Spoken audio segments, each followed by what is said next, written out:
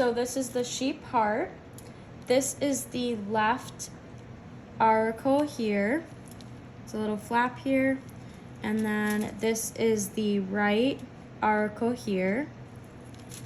And then on the outside, this is the right ventricle here.